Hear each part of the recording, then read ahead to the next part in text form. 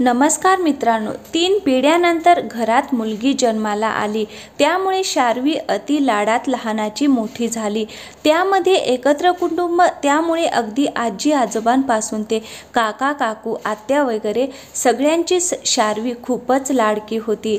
शार्वीला मोठा भाऊ सुजय आणि शार्वी लहान, मग दादाजवळ खूपच लाड व्हायचे. घरातील सर्वांची लाडकी शार्वी होती. तिला कधी कोणी काही रागात बोलत नसायचे की घरातील कोणते काम सांगायचे. त्यामुळे पहिल्यापासूनच शार्वी आरामाची सवय होती.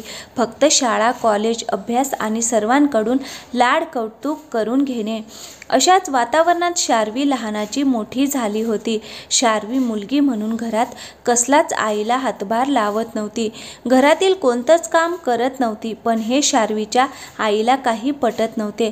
त्यांना असे वाटत होते की मुलीचे लाड कौतुक हे सर्व ठीक आहे, पण एक मुलगी म्हणून घरातील कामात शार्वीने लक्ष द्यायला हवे.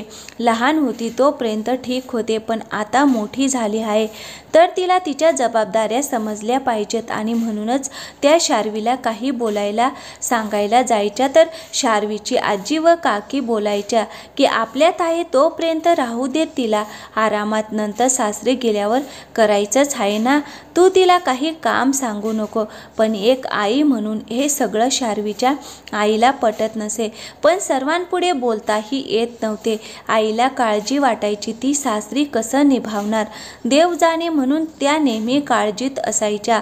अधूनमधून त्या शार्वीला बोलायच्या, समजवायच्या, पण शार्वी त्याकडे दुर्लक्ष करायची. आपण अजूनही लहानच आहे अशी वागायची. तिचे शिक्षण पूर्ण झालं तसं सगळ्यांनी तिच्यासाठी स्थळ सुचवायला स्थळ पाहायला सुरुवात केली होती. त्यातूनच जवळचं स्थळ पसंत पडले. सासरचे लोक पण सुशिक्षित होती. एकुलता एक मुलगा होता. सगळं छान होतं. बघण्याचा कार्यक्रम झाला. दोघांनी एकमेकांना पसंत केले आणि थाटामाटात लग्न पार पडले. शार्वी सासरी गेली. तेथे तिचे छान स्वागत केले. नव्या आयुष्याला सुरुवात झाली. खरं तर लग्नानंतर मुलीच्या जबाबदाऱ्या वाढतात, पण शार्वीने लग्नाआधीही कोणतीच जबाबदारी कधी घेतलीच नव्हती. त्यामुळे लग्नानंतरही जबाबदाऱ्याची जाणीव तिला कधी झालीच नाही. ती तर आपल्याच विश्वात मग्न होती. नव्याचे 9 दिवस संपले, पण शार्वीचे काही नवीन दिवस संपत नव्हते. तिचे तर माहेरप्रमाणेच तेथे सासरीही उशिरा उठायचे. त्यानंतर चहा घ्यायचा, आरामात फक्त आपले तेवढे आवरायचे. मनात असेल तर नाश्ता करायचा किंवा मग बाहेरूनच काहीतरी मागवायचे चालू होते. पण सासू समजदार होती. तिला वाटायचं नवीन आहे, लहान आहे तर वेळ लागणार नवीन घरात ॲडजस्ट व्हायला, त्यात कामाची सवय नसेल. म्हणून सासूबाई लवकर उठून सासऱ्याचा डब्बा, मुलाचा नाश्ता, डब्बा, घरातील कामे सर्व करायचे. सासू एकटीच सर्व काम करत आहे आणि आपण फक्त बसून आहात, कोणत्याच कामाला हातभार लावत नाही याचे तिला काहीच वाटायचे नाही. उलट शार्वी सासूला 2 कामे अजून सांगून आपण मात्र मैत्रिणींबरोबर बाहेर जायची, तरी घरच्यांकडून कसलीच तक्रार नव्हती. दोन्ही वेळचे जेवण सासूबाईच बनवायच्या. 4-5 महिने असेच गेले. नवीन लग्न होते त्यामुळे माहेरी येणे जाणे तर चालूच होते आणि तिकडे गेले की मग पुन्हा सर्वांचे लाड कौतुक सुरू व्हायचे. तिलाही अशाच गोष्टींची सवय झाली होती आणि म्हणूनच सासरीही अशीच वागणूक मिळावी असेच तिला नेहमी वाटायचे. लग्नाला आता 5-6 महिने पूर्ण झाले होते, पण तिच्यात काहीच फरक पडलेला नव्हता आणि आपण कसे वागत आहोत याची जाणीवही तिला नव्हती. शार्वीचे असे वागणे गेल्या अनेक महिन्यांपासून बघून शेवटी एके दिवशी सासूबाई म्हणाल्या, शार्वी, अगं मी पण थकले आहे आता, माझ्याकडून होत नाही, तू आता घरची आणि किचनची जबाबदारी घे. हे ऐकून तर शार्वीचा तर पारा चढला. ती रागातच बोलू लागली की मी माझ्या घरी कधीच काम केलं नाही, मला कोणत्याच कामाची सवय नाही, त्यामुळे तुम्हाला जर जमत नसेल तर कामवाली ठेवा, पण मला जेवण, घरातील कामे करायला जमणार नाही. मग काय हळूहळू सासू सुनेत खटके उडू लागले. कामावरून घरात उगाच वादविवाद निर्माण होऊ लागले. आणि मन घरात मध्ये थोडी जरी काही झालं की शार्वी माहेरी येऊ लागली, आरामात राहू लागली की तिला माहेरी लाडकी म्हणून तिला कुणीच दुखावत नसायचे. शार्वीच्या आईला हे काही आवडायचे नाही, पण त्यांचाही नाईलाज होता. त्या काही बोलायला गेल्या की सर्वजण त्यांना शांत करायचे. शार्वीच्या लग्नाला 8-9 महिने झाले होते. एके दिवशी शार्वी चक्कर येऊन पडली. सासू सासरे घाबरले होते, त्यामुळे त्यांनी पटकन डॉक्टरांना घरी बोलावलं.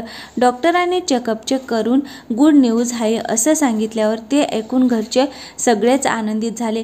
मग काय, शार्वीला सगळं बेडवरच मिळायचे. सासू तिला शार्वीची पूर्ण काळजी घ्यायच्या, तिला जपायच्या. पण एवढे करूनही कधीच शार्वीच्या तोंडून सासूबाईबद्दल आदराचे 2 शब्द निघत नव्हते की तिला सासूबाई किंमत होती. तरीही शार्वी प्रेग्नेंट आहे व घरातील लहान बाळ येणार आहे म्हणूनच त्या सर्व काही अगदी मनापासून करायच्या.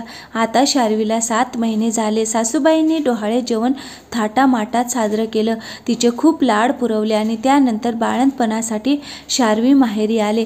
तेथेही तिला आधीपेक्षा जास्त जपले जायचे, लाड केले जायचे. त्या दरम्यान शार्वीच्या मोठ्या भावाच्या लग्नाची चर्चा घरी सुरू झाली. नात्यातलीच मुलगी, पहिली मुलगी पाहिली, संस्कारी होती, तिचे नाव मीरा होते. शार्वीच्या भावाची लग्नाची तयारी सुरू झाली. सर्वांच्या उपस्थितीत साखरपुडा झाला आणि मग लगेच 2 दिवसांनी लग्न कार्य पार पडले. मीरा सून बनून त्या घरी आली.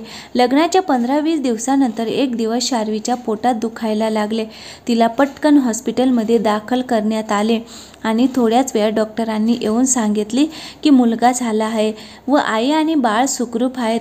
हे ऐकून सगळेच आनंदित झाले. शार्वीच्या सासरीही कळवले, त्यांनाही खूप आनंद झाला. सर्वजण शार्वीला व बाळाला पाहण्यासाठी आले.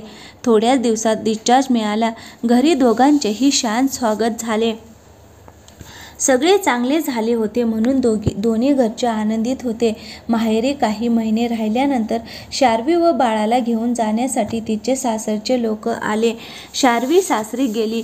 इकडे नवीन सून मीरा आल्यापासून शार्वीची आई रिटायर झाल्या होत्या, कारण मीराच घरातील जबाबदार सून बनून तिने पहिल्यापासूनच सर्व काही करायला सुरुवात केली होती. शार्वीची आई अगदी थोडीफार कामे करायच्या, पण त्यातही मीरा त्यांना काहीच काम करू द्यायची नाही. तिने सासूला आई समान मानले होते. शार्वीची आई देखील सुनेची काळजी घ्यायच्या, तिची आवड निवड जपायच्या. मीरा मुळातच प्रेमळ व शांत समजूतदार स्वभावाची होती. घरातील वातावरण छान प्रसन्न असायचे. पण माहेर जवळ असल्याने शार्वी दर 8-10 दिवसांनी आईकडे यायची. हे मात्र शार्वीच्या आईला आवडत नसे, कारण मुलीने आपल्या संसारात लक्ष द्यावे, घर, सासू सासरे, नवरा यांची काळजी घ्यावी असे त्यांना वाटायचे. म्हणूनच त्या नेहमी म्हणायच्या, सारखं माहेरी येणं बरं नव्हे, ते चांगले दिसत नाही.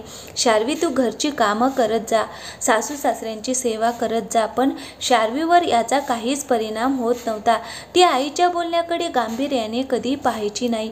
हळूहळू मीराला पण समजलं की शार्वी सासरी काहीच करत नाही, घरातील जबाबदारी घेत नाही आणि सासू सासरे यांची सेवा करायला लागेल, त्यांची कामे करावी लागतील म्हणून नेहमी नवऱ्यासोबत भांडण करायची की आपण वेगळं राहू.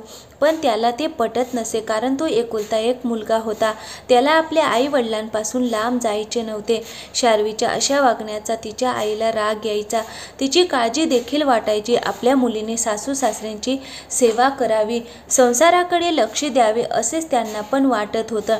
पण लाडात वाढलेली शार्वी कोणाचेच काही ऐकत नव्हती. तिला आपलेच वागणे बरोबर वाटायचे. तेव्हा शार्वीच्या आईचे टेन्शन बघून व सतत लेकीच्या विचारात चिंतेत असलेले पाहून त्यांच्या सुनेने मीराने एक दिवस उगाच काहीच स्पष्ट कारण नसतानाही भांडण चालू केलं. त्यामुळे कोणाला काहीच कळेना, कारण नेहमी समजून घेणारी मीरा आज असं का करते काहीच समजेना. त्यानंतर मग मीरा रोज कोणते ना कोणतं कारण काढून सासूसोबत भांडण करू लागली. एक दिवस तर तिने कहरच केला. मीरा आपल्या नवऱ्याला म्हणाली, यापुढे तुमच्या घरच्या लोकांचे मी काहीच करणार नाही.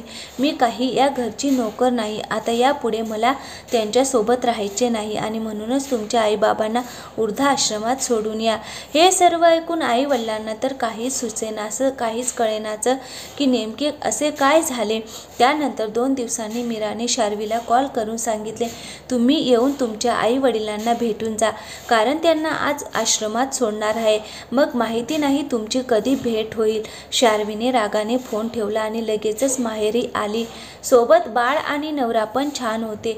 आणि तिथे येता क्षणी तिने मीराला जाब विचारू लागली, तू कोण आहेस माझ्या आईबाबांना आश्रमात पाठवणारी? आणि काय रे दादा, काल परवा आलेल्या बायकोच्या तालावर नाचून तू तुझ्या जन्मदात्यांना आश्रमात सोडायला निघालास काय? आणि तुला याचं थोडं पण काही वाटत नाही का? आणि तू हे विसरलास की आईबाबांनी किती कष्ट घेतले तुझ्या शिक्षणासाठी, नोकरीसाठी. एकत्र कुटुंब असून देखील त्यांनी आपल्याकडे कधीच दुर्लक्ष केले नाही. किती काय काय केले आहे त्यांनी आपल्यासाठी. असे कसे विसरू शकतोस तू हे सर्व? भाऊ खाली मान घालून उभा होता. अरे दादा, बोल काहीतरी यावर. फक्त गप्प बसून चालणार नाही. तुझ्या गप्प बसण्यामुळेच तुझी बायको अशी वागत आहे, अशी बोलत आहे. तुलाही तिचे बोलणे बरोबर वाटत आहे की काय? तुझ्या गप्प बसण्याचा काय अर्थ काढायचा? इतक्यात मीरा म्हणाली, झाली ना तुमची भेट, आता पुढे अजून काही बोलू नका. आमचे सर्व ठरले आहे, त्यामध्ये बदल होणार नाही. आई बाबा गाडीत बसा. सुजय सोडायला तुम्हाला आश्रमात येतील आणि तुमच्या बॅगमध्ये पुरेसे पैसे ठेवलेत. आणि तसेही काही लागले तर फोन करा. पण परत इकडे येण्याच्या भानगडीत पडू नका. उगाच आम्हाला त्रास नको. तुम्ही तिकडेच राहा, तेच योग्य आहे सर्वांसाठी. हे ऐकून मात्र शार्वीचा स्वतःवरचा ताबा सुटला. तिने मीरावर हात उगारला. तसे मीराने क्षणातच तिचा हात रोखून तिला उत्तर दिले, काय झाले ताई? तुम्ही मला ज्ञान शिकवता, तेही कोणत्या अधिकाराने? आणि स्वतःचं काय? तुमचा नवराही काही आश्रमातून आणलेला नाही ना? त्यांनाही त्यांचे जन्मदाते आई बाबा आहेतच की. मग तुम्ही त्यांचं बघा आणि मग माझ्यावर आरोप करा आणि मला जाब विचारा. तुम्ही किती तुमच्या सासू सासरे त्यांची सेवा करत आहात, त्याच्याकडे लक्ष देत आहात, जे माझ्याकडून तुम्ही अपेक्षा ठेवत आहात. हे ऐकताच शार्वीने हात खाली घेतला. बाळाला घेऊन नवरा उभा राहून सर्व पाहत होता. शार्वीने त्यांच्याकडे पाहिलं पण आपली नजर चुकवली आणि त्याच क्षणी शार्वीचे डोळे उघडले. तिला तिची चूक पटकन कळून आली. आपल्यासाठी घरातील सासू सासरे किती करतात, आपल्या सगळ्या चुका पोटात घालतात हे शार्वीला कळून चुकले होते. तिने त्या क्षणी दुसरा कोणताही विचार न करता लगेच तेथून नवऱ्याला घेऊन घरी आली आणि सासू सासऱ्यांची तिने माफी मागितली. त्यांनीही तिला माफ केले. तेव्हा इकडे मीरा आई बाबांची बॅग घेऊन घरात गेली. तेव्हा कोणाला काहीच समजत नव्हते. पण पुढच्या क्षणी मीराने सगळ्यांची माफी मागितली आणि हे सगळं नाटक केलं होतं तेही शार्वीताईला शहाणपण येण्यासाठी, त्यांना अदल घडवण्यासाठी. कारण सासू सासऱ्यांची सेवा हा सगळ्यात मोठा अनमोल आशीर्वाद असतो हे त्यांना समजत नव्हतं. म्हणून आम्ही दोघांनी मिळून सगळं केलं आहे हे तिने सर्वांना सांगितलं. हे पाहून ऐकून शार्वीच्या आईने देवाकडे बघून हात जोडले. त्यांचे डोळे आनंद अश्रूंनी भरले होते. त्यांनी सुनेला मिठी मारली व बोलल्या, जे मी इतक्या वर्षात करू शकले नाही ते तू अगदी सहज करून दाखवलेस. तू खऱ्या अर्थाने या घरची सून शोभतेस. पूर्वीच्या काळामध्ये सासू सुनेचा छळ करत असायच्या. पूर्वीच्या काळातील मुलींना खूप त्रासातून संसार करायला लागायचा. कामही भरपूर असायची. कितीही कामं केले तरी सासू सुनेशी नीट वागत नव्हती. तिचा सासरवास करायची. पण आताचा काळ वेगळा आला आहे. मुली या शिक्षण घेऊन खूप सुशिक्षित झाल्या आहेत. त्यात मुलीचे माहेरात खूप लाड झालेले असतात. त्यामुळे आताच्या या कलियुगामध्ये उलट झाली आहे. बऱ्याच ठिकाणी सुनांचा सासूला त्रास होतो. पूर्वीच्या काळामध्ये सासूचे वर्चस्व चालायचे पण आताच्या काळामध्ये तसे नाही. आता या ठिकाणी सगळीकडे सारखीच परिस्थिती असते असे नाही. काही ठिकाणी सासू नीट समजून घेऊन वागत नाही तर काही ठिकाणी सून नीट समजून घेऊन वागत नाही. पण सासू सुनेने एकमेकींकडे एक स्त्री म्हणून पाहावे, स्वतःला त्या स्थानी ठेवून बघावे आणि त्याप्रमाणे वागावे, बोलावे. म्हणजे मग सासू सुनेचे नाते खराब होणार नाही. आजची कथा तुम्हाला आवडल्यास लाईक, शेअर, कमेंट करा आणि हो चॅनलवर नवीन असाल तर चॅनलला सबस्क्राईब नाही